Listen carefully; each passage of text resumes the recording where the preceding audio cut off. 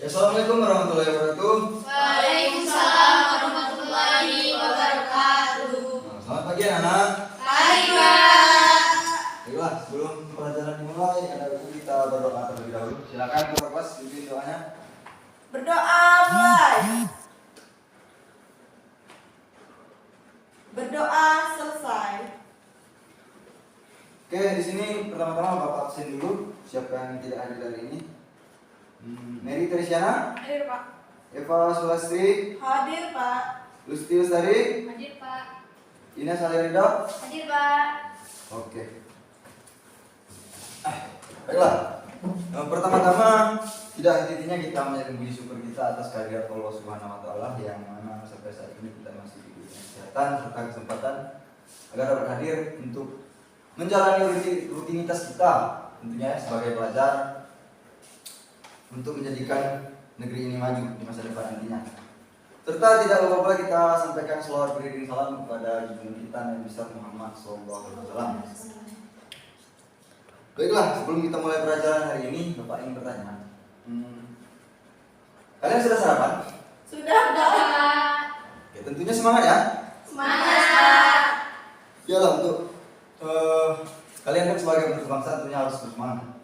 Kalau bukan kalian siapa lagi nanti penerus yang akan melanjutkan ke pemerintahan ya, memajukan negara kita tercinta ini.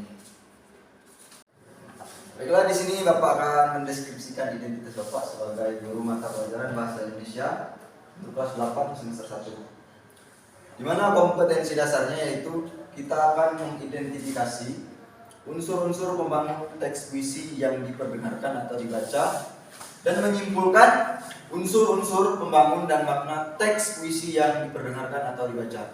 Baiklah, itu nama Bapak Iqbal Kurniawan Bakti, NIM 1994 1017. Indikator pencapaian kompetensi kita yaitu mengamati model-model teks puisi. 2. Merumuskan pengertian puisi. 3. Mendiskusikan unsur-unsur pembangun puisi yang dibaca. 4. Mendiskusikan unsur-unsur pembangun puisi dan jenis-jenisnya. 5. Mempresentasikan hasil diskusi. Oke, sebelum masuk ke materi, Bapak ingin bertanya pada kalian. Di sini ada yang sudah paham apa itu puisi? Belum, Pak. Belum, Pak. Belum, Pak. Baik. Sebelum kita memasuki pengertian daripada puisi, sebaiknya kita memahami model-model atau jenis-jenis teks puisi. Kalian bisa baca sendiri ya di sini. Yang pertama adalah puisi naratif. Di sini puisi naratif adalah puisi yang mengungkapkan cerita atau penjelasan penyair. Puisi naratif terbagi menjadi dua, yaitu balada atau romansa. Balada itu sendiri adalah jenis puisi yang bercerita tentang orang-orang perkasa maupun tokoh pujaan. Sementara itu romansa adalah jenis puisi yang bercerita tentang kisah percintaan dan diselingi perkelahian atau petualangan. Kedua, di sini ada puisi lirik. Nah, puisi lirik adalah puisi yang mengungkapkan berbagai perasaan penyairnya. Puisi lirik dibagi menjadi 3 macam, yakni elegi, serenada, dan ode. Elegi adalah puisi yang mengungkapkan perasaan duka dari si penyairnya. Serenada adalah sajak percintaan yang dapat dinyanyikan. Dan yang terakhir ode, yaitu jenis puisi yang berisi pujian yang dapat ditunjukkan seseorang, suatu hal maupun suatu keadaan. Ketiga, puisi deskriptif. Puisi deskriptif ini adalah puisi di mana penyair bertindak sebagai pemberi kesan terhadap suatu keadaan, peristiwa, benda maupun suasana yang menarik perhatiannya. Ya, pada intinya di sini sudah dapat kita telah ya jenis puisi. Puisi itu apa? Puisi itu bagaimana? Puisi itu sebenarnya sama saja dari ketiga jenis ini, ingin menyampaikan apa yang ada di dalam pikiran penyairnya kepada audiens lah. Oke. Nah, di sini ada pengertian teks puisi. Pengertian puisi adalah teks atau karangan yang mengungkapkan pikiran dan perasaan penyairnya dengan mengutamakan keindahan kata-kata. Nah, seperti yang sudah Bapak bilang tadi, puisi itu adalah suara hati, perasaan, serta penyair yang disampaikan oleh si penyair kepada audiens dengan menggunakan keindahan kata-kata. Jadi, sudah dapat kalian bedakan dari pengertian di sini kan? Dia mempunyai puisi itu karangan yang mengungkapkan pikiran, perasaan penyairnya, memakai keindahan kata-kata. Selanjutnya kita akan membahas unsur-unsur pembentuk dari puisi. Yang pertama majas dan irama. Majas, figurative language, adalah bahasa kias yang dipergunakan untuk menciptakan kesan tertentu bagi penyimak atau pembacanya. Untuk menimbulkan kesan-kesan tersebut, bahasa yang dipergunakan berupa perbandingan, pertentangan, perulangan, dan perumpamaan. Majas itu biasanya digunakan adalah majas personifikasi, majas paralelisme, majas metafora, majas hiperbola, dan majas perumpamaan. Yang kedua adalah irama atau musikalitas, adalah alunan bunyi yang teratur dan berulang-ulang. Irama berfungsi untuk memberi jiwa pada kata-kata dalam sebuah puisi yang pada akhirnya dapat membangkitkan emosi tertentu seperti sedih, kecewa, marah, rindu, dan bahagia. Kalian tentu pernah lihat orang membaca puisi ya? Pernah. Dalam membaca puisi kadang untuk mendapatkan bahasanya feel-nya, kadang si puisi penampil itu menggunakan musik agar merasukilah bahasanya itu kan, merasuki audiens agar dia membangkitkan emosi si audiens dan menyentuh hati audiens lah, seperti itu. Oke, selanjutnya penggunaan kata-kata konotasi. Konotasi itu adalah kata yang bermakna tidak sebenarnya. Misalnya di sini kata-kata tidak sebenarnya. Angin di sore hari. Di sana dari kata-kata itu terdapat angin di sore hari. Artinya yang di dalam puisi itu bisa saja berbeda artinya. Oke, selanjutnya ada kata-kata berlambang. Lambang atau simbol adalah sesuatu seperti gambar, tanda, ataupun kata yang menyatakan maksud tertentu. Misalnya rantai dan padi dan kapas dalam gambar Garuda Pancasila. Nah, itu adalah sebuah kata-kata berlambang. Dari lambang tersebut ada makna yang tersirat di dalamnya. Seperti itu ya.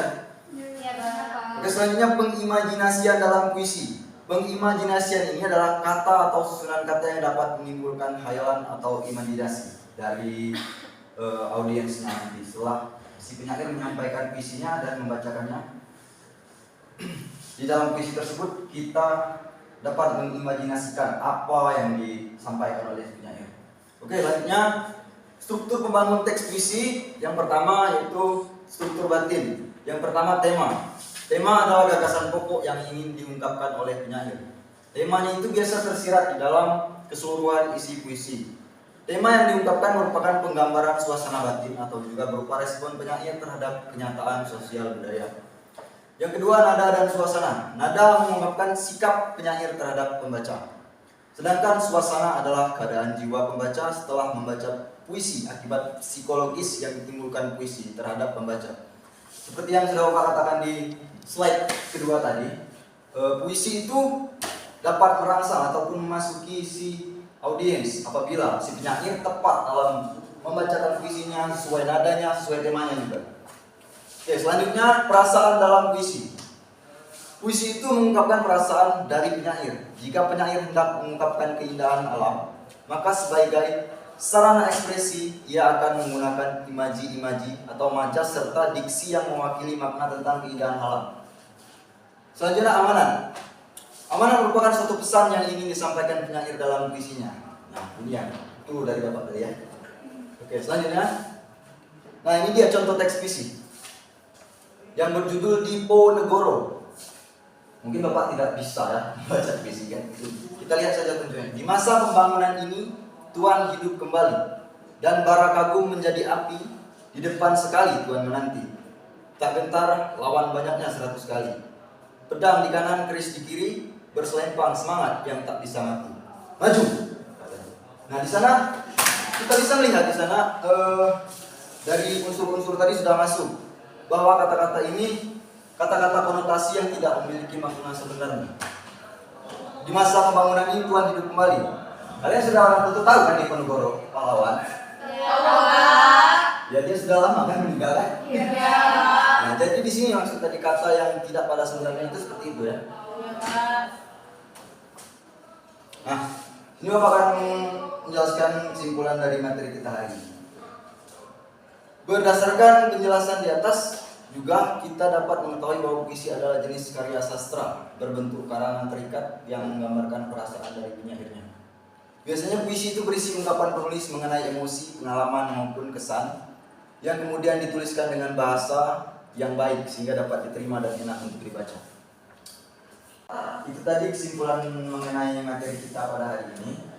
Selanjutnya Bapak akan kasih tugas untuk kita minggu depan, kalian untuk mencari masing-masing jenis-jenis puisi serta contohnya nanti kita akan praktekkan satu persatu depan.